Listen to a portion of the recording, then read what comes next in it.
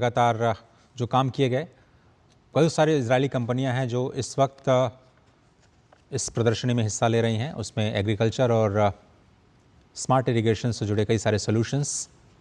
और आज प्रधानमंत्री ने नेसेट को संबोधित करते हुए भी कहा कि भारत आगे चलते हुए quantum mechanics, quantum technology, semiconductor और एआई के क्षेत्र में बेहतर सहयोग के लिए आगे बढ़ सकता है।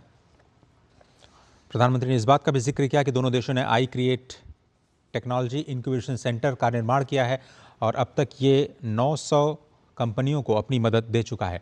तो भारत और इजराइल के बीच में जो तकनीकी सहयोग है वो काफ़ी पुराना, और कई सारी कंपनियां, ख़ासतौर पर जो स्टार्टअप इकोसिस्टम है उसमें एक साथ मिलकर के काम करती हैं।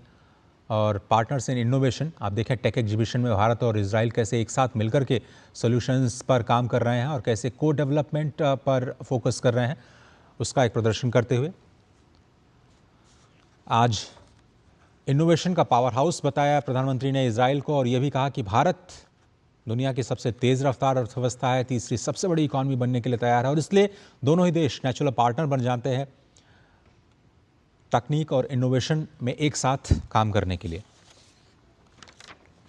साथ ही प्रधानमंत्री ने कहा कि एग्रीकल्चर के क्षेत्र में भारत और इजराइल मिलकर के 43 सेंटर ऑफ एक्सीलेंस अब तक बना चुके हैं। 5 लाख से ज़्यादा फार्मर्स को ट्रेनिंग दी जा चुकी है और अब उन्होंने कहा कि नया लक्ष्य होना चाहिए कि हम कैसे 100 ऐसे सेंटर्स बनाएं और लाखों फार्मर्स और फिशरमैन को इसका फ़ायदा पहुंचाया जाए।